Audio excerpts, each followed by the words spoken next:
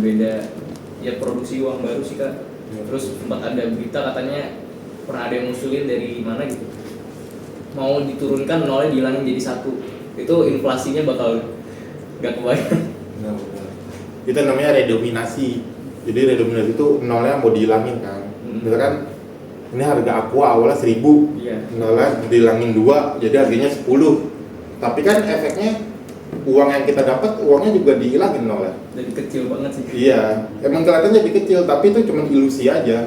Itu cuma gambaran saldo deposito kita atau di bank.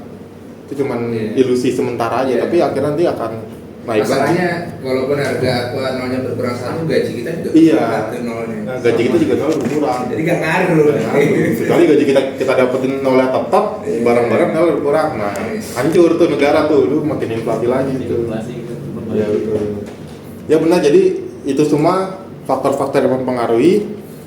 Dan yang tadi dibilang kan penyetakan uang terus, ya kan. Nah, mungkin salah satu caranya bagaimana pemerintah atau Bank Indonesia, Bank Sentral bisa mencetak uang, kan kebijakan moneter ada di Bank Indonesia ya. Pencetakan uang, peresmian uang, desain uang baru itu di Bank Indonesia. Nah, caranya itu dengan burden sharing namanya. Jadi pemerintah dan Bank Indonesia itu berbagi beban. Kalau pemerintah itu kan bisa mengeluarkan surat utang negara atau SBN, surat berharga negara, seperti itu.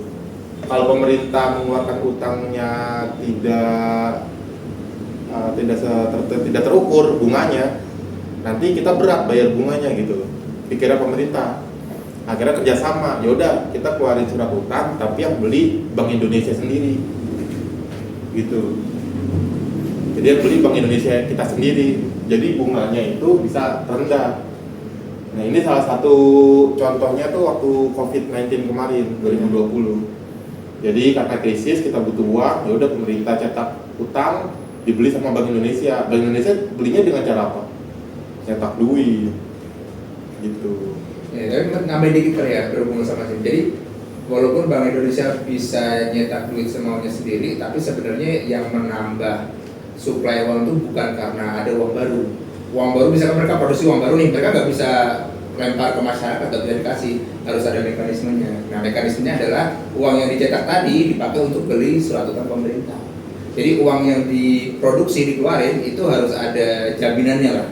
Ini gue kasih duit, lo kasih gue apa ya? Dikasihnya adalah surat. Ya masuk. Iya. Manfaat tambah. Baru mulai. Ujiannya belum mulai. Ini temen saya juga. Oh gitu. Teman apa? Sepak. Oh,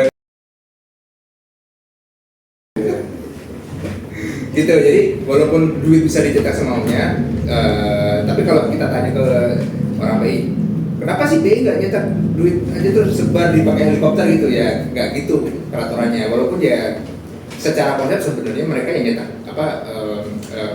bisa nyetak duit semaunya, tapi ya caranya adalah menurut undang-undang harus dengan membeli surat utang pemerintah. Ya ujung-ujungnya sih ya suplai duit nambah juga gitu. Karena kan pemerintah bisa bikin utang semaunya sendiri juga. Betul. Ya, cuma inflasinya gimana? Betul.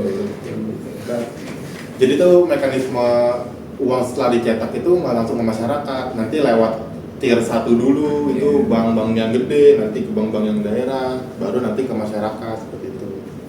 Nah ini cara pertama dengan burden sharing, yaitu cetak utang, nanti dibeli utangnya sama Bank Indonesia dengan bunga yang rendah.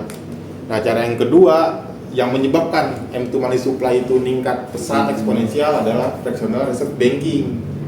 Apa itu fractional reserve banking? Jadi teman-teman pernah nyetor uang ke bank? Pernah kan? Misalkan setor 1 juta, setor 1 juta gitu. Nah sama bank, anggapnya 1 juta ya, sama bank itu 10%-nya doang yang disimpan dari uang kita. Jadi 100.000 disimpan sama bank, 900.000-nya dipinjamkan lagi ke orang. Ya kan, ini ada orang pinjam 900.000. Nah, di cycle pertama kita nyetor 1 juta, kemudian dipinjam 900.000. Saldo kita ini tetap 1 juta atau jadi berkurang ketika di bank? Saldo tabungan tetap sama kan, tapi padahal nyatanya ada orang yang pinjam 900.000 dari duit kita. Iya. Nah, jadi dari cycle satu ini aja tiba-tiba dari 1 juta jadi 1.900.000 bertambah uangnya. Ya itu berdasarkan cycle. Kemudian orang yang pinjam tadi taruh duit di mana? Di bank lagi. Sama cycle ya, berulang lagi gitu. Begitu terus. Jadi perputaran terus gitu ya. Ya betul. Ini dari 1 juta tadi kita anggap aja kalau 10% yang disimpan itu baru habis di cycle keberapa kan? Nah dan faktanya di Bank Indonesia itu boleh cuma menyimpan sampai 5%. Iya. Dan di Amerika boleh sampai 0%. Jadi kita taruh duit, bank tuh boleh langsung keluarin lagi tanpa nyimpen uang kita. Seperti itu. Dan ini di 3 cycle ini aja yang awalnya $1.000 kalau di skema ini ya, yang awalnya $1.000 nih. Di sini jadi ada 3.439. Hanya dari 3 cycle. Nah, dari 3 cycle dan bank tuh cuma nyimpen 271. Ini masih ada duit 729 kan bisa diputar lagi ya? Ya, ini orang Bawa ke bawah cara di bank lagi, naruh di bank lagi seperti itu. Nah, inilah yang menyebabkan nanti tadi grafik M2 money supply itu naiknya gila-gilaan. Nanti akan garis lurus ke atas. Dan bank pun meminjamkan ke orang pasti kan dengan bunga lagi, Iya, ya kan? naik lagi. Naik lagi. Itulah yang menyebabkan sistem riba itu sangat merusak seperti ini.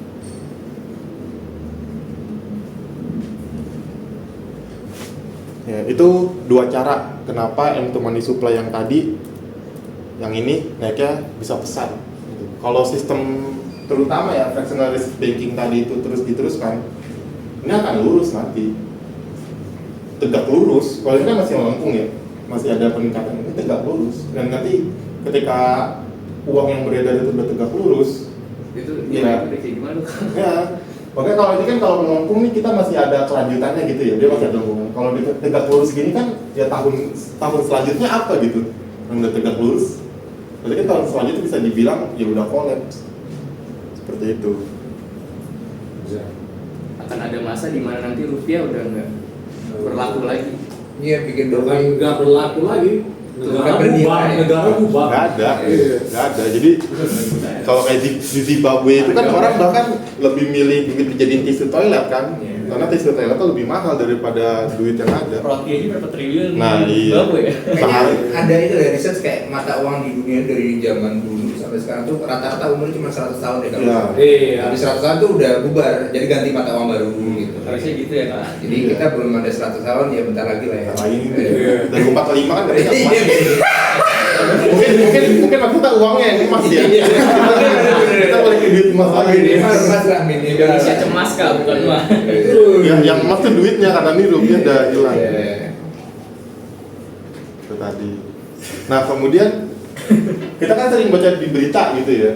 Iya. Pernah dengar inflasi di Indonesia tahun 2020 misalkan sebesar 3%, 4%, Sering. segitu-gitu aja kan, kita dibilangnya 3%, 4%. Nah tapi apakah benar inflasinya itu hanya yang sesuai yang diberitakan gitu? Faktanya pemerintah dalam menghitung inflasi yang ada itu sistemnya unik gitu. Istilah kalau kita namanya itu cherry picking. Apa itu cherry picking? Jadi indikator yang dipakai tahun ini dan tahun depan tuh bisa beda. Misalkan tahun ini yang dihitung itu jumlah kenaikan harga motor misalkan. Kenaikan harga motor yang dihitung nih, yang dimasukin ke penghitungan inflasi. Nah nanti tahun depan yang harga motor tadi tuh diganti jadi harga mobil. Oh ya. Jadi yang dipakai itu awal harga motor, tahun depan harga mobil. Bilangnya terjadi perubahan tren minat masyarakat. Bilangnya gitu. Udah diganti barang. Wah masyarakat sukanya naik motor nih awalnya, terus tahun depan wah masyarakat lebih banyak kalau beli mobil misalnya gitu. Nah padahal kenapa di cherry picking seperti itu untuk menyesuaikan tabelnya, betul, menutupin supaya inflasinya tuh tidak terlihat besar gitu. Gitu makanya inflasi yang dikeluarkan oleh ini nih Badan Wakanda ini nih, Badan Statistik Wakanda ini. Saudara lembaga bapak tuh. Makanya saya kan bilangnya Wakanda. Iya. Makanya itu cherry picking. Tapi kakak bisa tahu dari mana bahwa perhitungannya ini tuh dimonopoli? Itu ada data dari mana kakak Nah, bisa tahu? aktualnya aja deh teman-teman mungkin bisa. Kalau saya sendiri ya, yang saya kaget nih ya, ini pengalaman saya. Dulu saya beli telur seprapat itu masih bisa 5.000. Terakhir saya beli nih tahun ini itu bisa sampai 8.000 seprapat. Wah, ya berapa persen itu ya? Itu dia hampir naik ke 2 kali lipat kan? 2 kali lipat kan? Enggak, maksudnya monopoli apa sih? Tadi maksudnya diubah-ubah gitu Manipulasi. Manipulasi. Manipulasinya gitu. Kenapa kita bisa tahu manipulasi? Ya karena realnya yang kita rasakan, mungkin bisa tanya nanti ke orang tua kalian, harga beras dari tahun kemarin sampai tahun ini tuh berapa kenaikan? Enggak, tapi itu memang ada laporannya dari BPS. Lu kalau buka website BPS, laporan inflasi, dijelasin cara ngitungnya apa, barang-barang apa saja yang dimasukkan ke dalam survei. Cara ngitung inflasi kan di survei nih, jadi BPS itu punya cabang di tiap kabupaten, kota, kecamatan mungkin di Indonesia. Mereka punya petugas di sana. Dia survei itu ke pasar-pasar. Oh di sini harganya berapa aja benar. Apa yang disurvei? Tiap tahun ada. Oke, yang tahun ini yang kita survei tadi harga motor, Ya. harga tempe, harga apa. Tahun depannya beda lagi. Itu ada tuh di laporan. Ini kalau ini kan nih komponen 2020 nih, ada makanan minuman tuh. Nanti tuh ada komponen yang pokok wajib setiap tahun tuh pasti ada. Nah, nanti tuh ada berubah-berubah tuh. Nah ini kalau kita bandingin dengan tahun-tahun sebelumnya pasti beda nih komponennya. Ini kan ibarat kita ngukur ini meja nih, tapi penggarisnya tuh tiap tahun ganti-ganti. Ntar tahun ini kita pakai satuan senti, tahun depan kita pakai satuan kaki, tahun depan lagi kita pakai satuan mil, dia pakai meteran. Jadi ini ibarat kita mengukur sesuatu yang sama tapi satuannya tuh beda-beda. Gak konsisten ya. Gak konsisten betul. Untuk apa? Kalau pemerintah ngeluarin pengumuman inflasi aslinya 10-15%, demo nggak Indonesia kira-kira? Iya. Ya kan? Sekarang aja udah demo. Iya. ini udah dimanipulasi itu udah ada yang demo kan? Kalau enggak gimana? Iya. Gitu. Jadi unik lah cara penghitungannya. Nah lalu dari mana kita bisa mengetahui jumlah inflasi yang real lah, bisa dikatakan lebih mendekati inflasinya itu ya dari jumlah M2 money supply tadi yang beredar. Nah secara historisnya aja dari tahun 2014 sampai tahun 2019 itu kenaikannya mendekati 10% Per tahun itu. per tahun itu. Dan ini sifatnya majemuk. Majemuk tuh artinya misalkan awal ini tahun ini 100.000, kamu punya duit 100.000, terus kamu dapat kenaikan 10%, 110.000, betul? Ya. Nah yang di tahun kedua itu yang dihitung bukan 100.000 tapi 110.000 dikali 10% lagi, seperti itu. Nah sama seperti uang kita, awalnya yang tergerus tahun ini 10% misalkan, dari 100.000 jadi 90.000 sisanya kan. Yang tahun ini yang dihitung 90.000-nya itu Iya, compounding, semakin 10% semakin terus ke bawah, semakin habis. Lari di tempat. Iya. Kalau inflasi sampai 10%, itu butuh 4-5 tahun. Uang yang kalian simpen begitu aja, itu nilainya hilang setengah. Jadi kalian punya uang, nggak di bank misalkan. Kalau kalian taruh aja gitu, nggak usah di bank deh, di kolom kasur kalian aja. Kalian simpen tuh uang. Kalian keluar lagi 5 tahun nih. Tadinya ya dengan harga yang kalian punya itu, uang kalian punya, kalian bisa beli mobil. Nanti 5 tahun lagi mungkin cuma bisa beli motor atau kebo. Kalian naik kebo tuh, ke mana-mana tuh. Kuda naik anjing. Kuda dulu. Nah, gitu. Naik anjing nggak? Seperti itu parahnya inflasi. Iya, benar sih.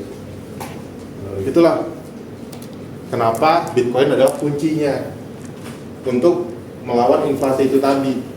Karena uang itu kan waktu dan energi kita yang kita keluarkan kan, betul? Iya. Jadi kita kerja seharian, Senin sampai Jumat, ada yang bahkan dari sampai Sabtu, dikasihnya uang fiat, uang kertas. Nah sedangkan uang fiatnya itu setiap hari semakin turun nilainya, semakin tahun semakin turun. Nah kenapa Bitcoin? Yang pertama, Bitcoin yang beredar itu cuma hanya ada 21 juta yang akan ditambang. Dan ini 21 juta kapan selesai ditambangnya? Itu di tahun 2140. Jadi per hari ini, setiap hari itu ada 450 Bitcoin yang ditambang. Jadi setiap harinya itu tambah 450, tambah 450. Nah, nanti setiap 4 tahun sekali ada yang namanya halving. Apa itu halving? Jadi ini mekanisme miner sebenarnya. Jadi para miner atau yang penambang Bitcoin itu setiap berhasil menyelesaikan satu blok, dia akan dibeli reward atau subsidi. Itu kalau sekarang sebesar 3,125. Awalnya itu setiap satu blok teman-teman kalau secara misalkan satu blok itu dapatnya 50 Bitcoin. Ini 2009 nih, kamu baru 3 tahun kan berarti kan 2009 masih ingusan kan? masih makan nasi pakai kuah kan. Bubur. belum bisa ngunyah. Belum punya iya. Itu jadi 2009 tuh awalnya 50 Bitcoin dan kemudian 2012 jadi halving pertama dipotong setengah jadi 25. Jadi setiap menyelesaikan satu blok Bitcoin itu para miner dapat 25 Bitcoin. Kemudian begitu terus setiap 4 tahun sekali. Sebenarnya hitungannya bukan 4 tahun, yang dipakai itu 210.000 blok. Jadi setiap 210.000 blok Bitcoin tercipta akan dilakukan halving seperti itu. Nah terakhir itu bulan April tahun lalu. Jadi para penambang sekarang cuma dapat 31,25. Jadi gede-gede banget sih. Ini aja udah gede banget kan? Gede banget. Kamu dapat berhasil nambang sekali aja udah lumayan kan? Bukan main kak, kita kayaknya udah itu. Iya. 3 BTC di bawah itu nilainya jauh lebih besar daripada 50 BTC di atas. Iya kan? Itu. Zaman dulu. Apalagi dapat 50 yang di atas sekarang. Iya. Itu. Berarti kan dari halving ini aja kita tahu kan Bitcoin meningkat terus kan harganya kan. Apalagi terhadap fiat. Seperti itu. Nah, karena adanya halving tadi setiap 4 tahun sekali atau setiap 210.000 blok sekali itu tadi, tingkat inflasi dari Bitcoin itu bisa dihitung. Bitcoin itu tetap ada inflasinya karena dia masih dihasilkan terus setiap hari kan. Iya. Nah, tapi metode halving itu tadi itu menjaga supaya Bitcoin itu nggak langsung membanjiri pasar gitu. Jadi setiap 4 tahun sekali itu dikontrol. Nah, dengan adanya halving tadi kita bisa mengetahui tingkat inflasi Bitcoin. Misalkan di tahun 2024 nih, di sini nih, ini tuh 1% inflasinya. Jadi per tahun tuh Bitcoin cuma bertambah 1% dari jumlah supply yang ada, seperti itu. Dan itu akan terus menurun ya. Betul. Nah, ini makanya ini kan lucu nih, unik kan? Inflasinya nih yang kuning tingkat inflasinya nih. Kalau yang biru itu jumlah Bitcoin yang beredar nanti. Lucu nih kan, turun lurus turun lagi. Nah ini halving nih, karena dipotong setengah begitu. Dan nanti kalau teman-teman lihat itu setelah 2034 sampai nanti 2140 itu kan hampir lurus tuh. Karena itu 99% Bitcoin udah berhasil ditambang. 21 juta. Dari 21 juta nih, 99%-nya udah ditambang. Dan sisanya 1% lagi tuh akan terus ada ditambang sampai 2140. Tapi sisa 1%-nya. Makanya nanti hadiah dari nambang Bitcoin itu ada yang bahkan 0,00 berapa Bitcoin itu akan ada nantinya. Karena dibagi 2 terus kan. Kan niat ini 3, 125. 2028 nanti dibagi 2 lagi 1,5-an. Iya, nanti 2032 udah 0,75 Bitcoin. Ya kan? 1,5 dibagi 2. Nah, makanya dari sekarang inilah kesempatan terakhir kita bisa membeli Bitcoin, bahkan harganya sekarang kan di bawah 100.000. Bisa jadi itu kesempatan terakhir kita. Karena nanti 4-5 tahun ke depan kita nggak tahu harga Bitcoin jauhnya naiknya berapa. Karena semakin langka setiap harinya. Bisa bilang investasi dari sekarang. Bukan investasi lagi. Bitcoin itu become money, bukan Nah, investasi. jadi kita kan sekarang tahunya uang kertas nih, duit. Padahal duit arti yang sebenarnya tadi itu kan uang, tenaga ditambah energi waktu yang kita keluarkan kan. Kalau kita taruh di uang kertas, ini kan bocor terus. Iya. Inflasi setiap tahun kan berkurang tadi kan.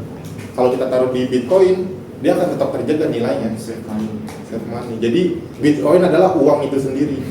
Iya, safe money. Nggak mungkin kalian jual uang kan? Mau Iya. betul kan? Nah, Ini bukan investasi, uang. Uang gitu. Yang ngelamarin uang kita ya. Betul. Pengertian uang kita secara harfiah ya itu tadi ya. Tenaga dan waktu yang kita keluarkan saat bekerja gitu. One BTC equal one BTC. Iya. Kalau kita kan masih melihatnya sekarang satu Bitcoin $100.000 misalkan.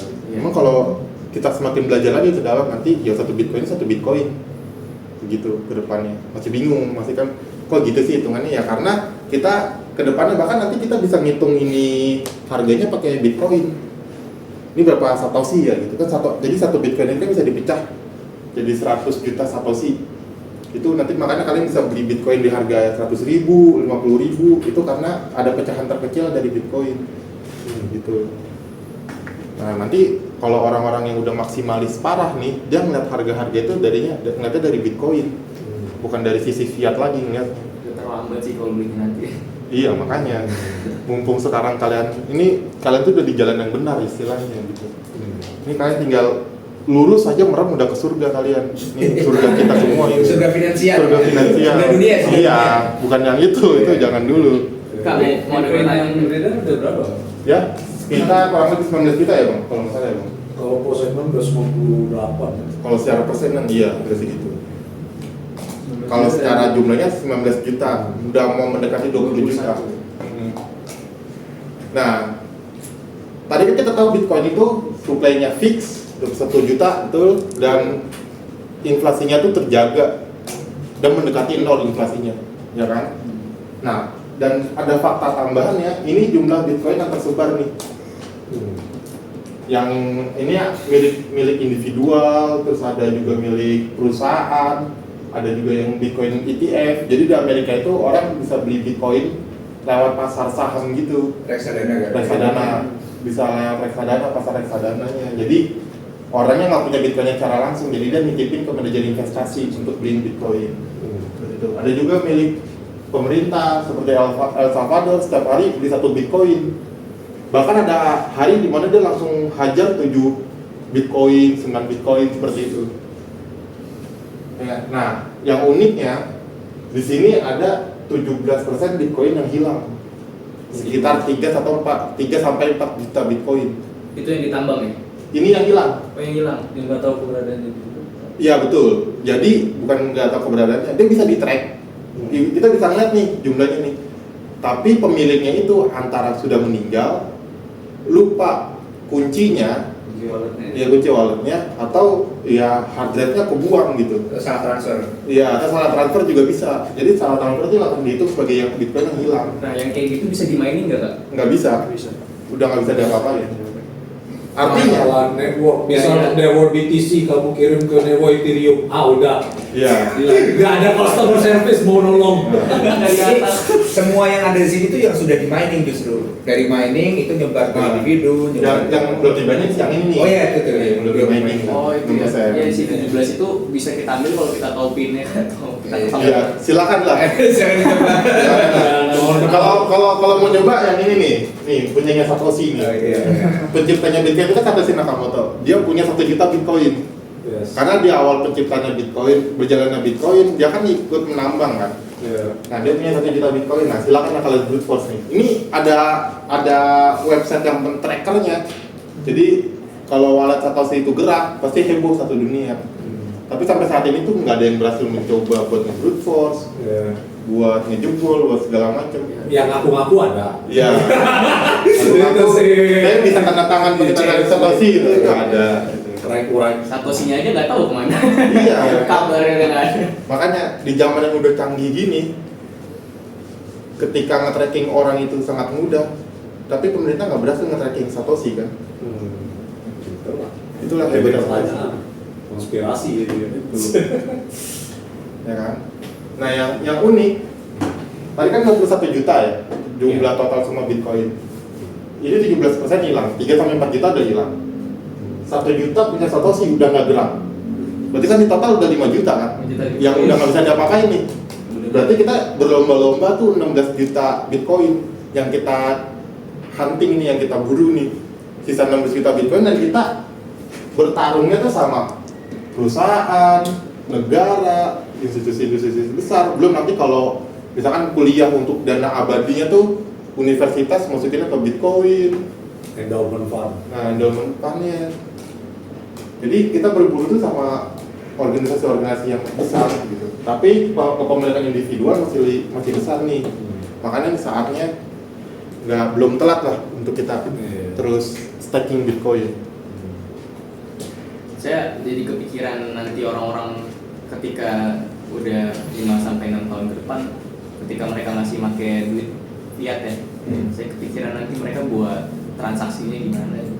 karena kan nanti akan jatuh pikiran di situ. Jatuh gimana tuh? Jatuh ketika nanti Jatuh.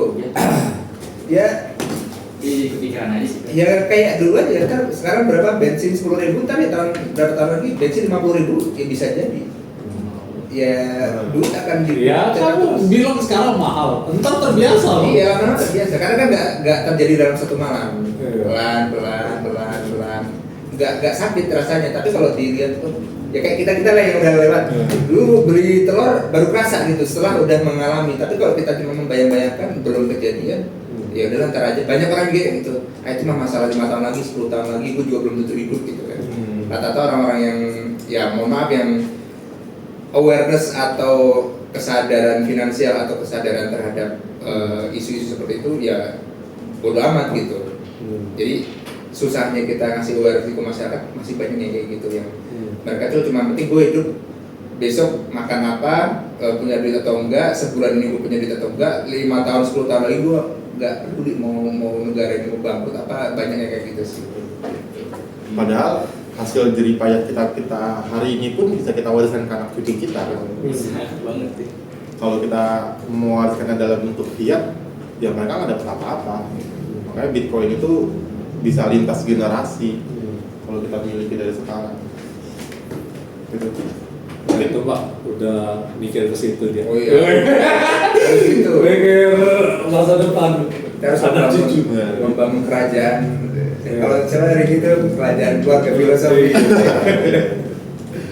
Rothschild-nya Bitcoin. Iya. Ya, itu mungkin ada yang ingin kita diskusikan lanjutan. Nah, saya mau tanya itu yang mendalam itu ke siklusnya ini. Siklus yang tadi dijelasin sama Alvin. Kanda. Kan dia itu setiap 210.000 blok ya? Ya. Atau 4 tahun. Nah, saya mau tanya satu, apakah selalu pasti 4 tahun itu terselesaikan 210.000 blok? Pun kalau tidak pasti, apa ciri-ciri ketika dia sudah menyentuh 210.000 blok? Ketika nanti sewaktu-waktu kita nggak tahu ternyata terjadinya nggak 4 tahun sekali, tiba-tiba pas udah tahun ketiga udah 210.000 atau gimana? Itu pertanyaan pertama saya. Mungkin ada ciri-cirinya gitu. Oh kelihatan nih udah mau halving nih, udah kelihatan gitu. Saya nggak tahu ya. Apakah bisa di track, dilihat apa gimana? Itu pertanyaan pertama saya. Terus kedua, setiap 4 tahun itu kan ada halving, terus ada masa bearish dan ada masa bullish ya. Yang ingin saya tanyakan adalah gimana strateginya agar kita bisa mengoptimalkan keuntungan kita di Bitcoin. Apakah ketika mau bearish itu kita ambil dulu, selesai masa bearish mau masuk bullish kita baru masuk lagi, atau enggak apa-apa tahan aja terus kita nabung lagi di situ apa gimana? Mungkin 2 pertanyaan besar saya. Yang pertama kasih tadi tuh deh. Ya, Mempool. Blockchain Mempool. Mempool boleh. Jadi ya udah. Ya Mas. Enggak, tadi kamu ntar nambahin aja. Oh, iya. Kalau ada. Saya ini juga sekarang. Tanya bagus nih. Jadi apakah setiap 4 tahun sekali itu bakal 210.000 blok gitu atau 210.000 blok itu akan 4 tahun sekali? Jawabannya iya. Mungkin dia akan geser dikit-dikit lah, tapi nggak akan melenceng sampai setahun gitu, nggak akan. Karena apa? Karena satu blok ini satu blok nih, dan itu yang atas tuh nomor blok yang berapa tuh? Oh, ini sekarang 890.000, ini blok 494.000 nih. Itu saat ini. Saat ini nih, Oh, saat ini yang ini. lagi ditambang. Nah, satu blok ini itu kurang lebih harus diselesaikan dalam 10 menit. 10 menit nih, 10 menit. Mungkin ada yang kurang, ada yang lebih. Tapi kalau di rata-rata dia akan 10 menit. Nah, kalau dari situ kan kita bisa hitung tuh 210.000 blok kita kali 10 menit aja, dan nanti itu hasilnya kurang lebih sekitar 4 tahun. Seperti itu. Dan mungkin pertanyaan lanjutannya seperti ini. Kalau ini bisa 10 menit, ya kita tambahin aja nih komputernya di dunia ini kan. Misalkan Fasa punya tambang Bitcoin, gue gedein tambang Bitcoin ini sampai 3 kali lipatan Google gitu, supaya penghitungan lebih cepat kan, supaya gue bisa dapat duluan nih. Nah, itu masalahnya akan ada difficulty adjustment. Jadi tingkat kesulitan Bitcoin itu ketika ditambang itu akan ditingkatkan sesuai jumlah komputer yang meningkat. Jadi semakin banyak orang yang nambang Bitcoin, tingkat kesulitannya akan semakin tinggi Itu dari sistemnya sendiri. dari sistemnya sendiri, dari protokolnya sendiri. Gitu. Ini contohnya Nggak gini. ada orang atur. Ini jarak dari blok 1 dan 2 ini cuma 1 menit nih. Ini kan ada 4 menit ago. Oh iya. 4 menit ago, 5 menit ago. Iya. Berarti 2 blok itu jaraknya cuma 1 menit. Iya. Nah, itu bisa terjadi. Cuma nanti itu akan berarti si protokolnya akan melihat oh berarti ini ada orang yang rata-rata. Misalkan ini kan jarak 1 menit, yang kesana jaraknya 4 menit. 4 menit tuh, iya. Kan? Berarti nanti di rata-rata 2 minggu pasti seminggu sekali. 2 minggu. 2 minggu difficulty adjustment. Oh misalkan rata-rata dalam 2 minggu ini itu cuma 5 menit misalkan proses satu blok. Ya udah berarti tingkat kesulitannya akan dinaikin 2 kali lipat misalkan. Biar rata-ratanya jadi 10 menit juga gitu. Dan ini keunggulan Bitcoin kalau dibandingkan emas. Ya. Kalau emas supply demand lagi tinggi naik-naiknya, company dari emas itu terinsentif untuk menggali lebih banyak emas. Berarti yang scarce di dunia ini aset cuma 2, waktu dan Bitcoin. Soalnya mereka bisa mengeksplor lebih banyak, mendedikasikan waktu untuk menggali lebih banyak emas dengan Menambah alat aksi resources dan sebagainya. Karena Bitcoin mau resources ditambah tetap 10 menit Bitcoin dicetak per ini berapa 3,125 per 2 minggu itu selalu ada difficulty adjustment. Jadi itu yang bikin Bitcoin itu one step ahead juga lah dibanding emas. Ya, betul. Jadi kalau Jack Miller bilang tuh itu edukator Bitcoin di internasional, dia bilang kalau semua emas itu kan udah ada nih di dunia ini, cuma tertanam di tanah. Tinggal gimana cara kita gali dari tanahnya kan. Semua Bitcoin itu 21 juta itu udah ada itu, cuma tertanam di waktu nih. Dia belum bisa ditambang. Gimana caranya kita bisa ke masa depan untuk ngambil Bitcoin? Nggak bisa. Mau kita tambahin segitu banyaknya komputer, dia tetap akan diatur kesulitannya. Semakin banyak orang yang nambang, semakin sulit. Semakin dikit, nanti akan semakin mudah. Itu untuk mengkalkulasi dan membuat rata-rata setiap bloknya ini 10 menit. Berarti standarnya itu namanya 10 menit. 10 menit. Standar Emang protokolnya dibuat 10 menit. Oke. Itu yang pertama. Jadi mungkin melenceng paling nggak nyampe 1 tahun melenceng gitu. Nggak nyampe berapa hari juga. Nah, iya, 2 minggu paling jadi ini.